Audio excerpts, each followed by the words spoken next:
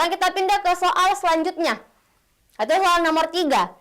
Kalimat di bawah ini merupakan kalimat yang tidak menggunakan ragam baku. Kecuali, berarti yang mau dicari yang benar. Karena ada kata kecualinya.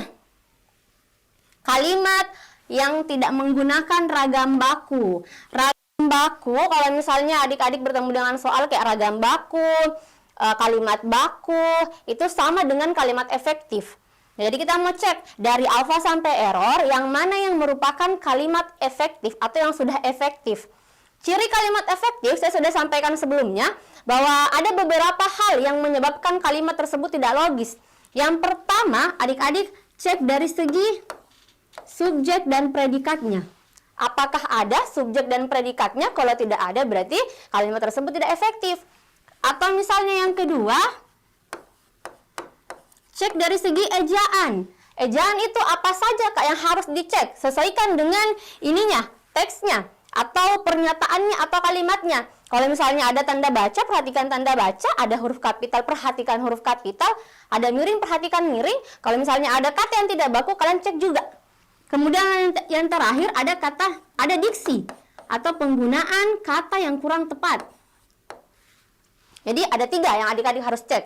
Nah, dari alfa sampai error, kita cek sama-sama. Kita mulai dari opsi alfa. Pada bahasa Indonesia yang baik dan benar, membicarakan ejaan dan ragam. Nah, opsi alfa, perhatikan kata bahasa Indonesia. Bahasa Indonesia ada 2 bentuk penulisannya. Kalau misalnya mata pelajaran, kata bahasanya kapital juga. Tapi kalau misalnya menunjukkan seperti kayak komunikasi, berarti tidak perlu jika kata bahasanya menggunakan huruf kapital. Yang kapital cuman yang Indonesia, awal katanya saja. Berarti ini kurang tepat, berarti tidak efektif. Penulisannya seharusnya seperti ini. Bahasa Indonesia. Oke, kemudian opsi bravo. Berarti opsi alfa kan tadi kurang tepat. Opsi bravo. Bagi pegawai JIS tidak boleh ikut lomba itu. Bagaimana dengan opsi bravo? Opsi bravo, kita cek ada subjek predikatnya atau tidak. Kak, kenapa opsi alfa kita tidak cek subjek predikatnya? Jadi tergantung dari adik-adik yang mana kalian mau cek dulu. Nggak harus dibilang SP-nya dulu, ejaannya dulu, tidak, tergantung. Karena ini tadi kita notice bahasa Indonesia yang paling mudah kita tahu aturan huruf kapitalnya. Makanya tadi saya cek bahasa Indonesia penggunaan hurufnya. Sedangkan opsi bravo, ini sudah benar. Penulisan hurufnya tidak ada yang salah, tidak ada tanda baca, tidak ada miring. Berarti kita cek dari segi subjek dan predikatnya.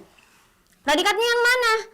Nah, Kak, saya mau ambil kata tidak boleh ikut sebagai predikat.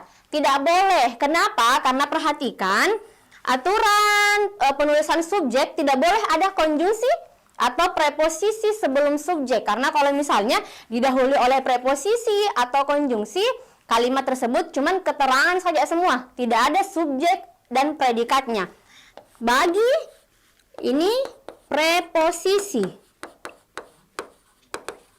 Jadi, dari kata bagi sampai dengan terakhir ini keterangan saja semua. Tidak ada subjek predikatnya. Otomatis opsi bravo tidak efektif atau tidak baku. Kita cek opsi Charlie. Rencana undang-undang disahkan oleh DPR.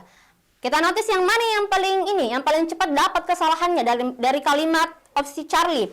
Ada kata disahkan. Disahkan ini tidak baku, yang bakunya disahkan. Oke. Berarti dari kesalahan kata tidak bakunya, kata baku dan tidak baku. Opsi Charlie masih kurang tepat. Cek opsi delta. Buah anggur bermanfaat untuk kesehatan tubuh. Kita cek ada predikatnya.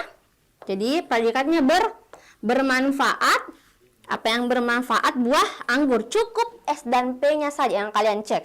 Kemudian di opsi delta ada kesalahan huruf kapital? Tidak ada. Ada tanda baca, tanda bacanya cuma tanda titik.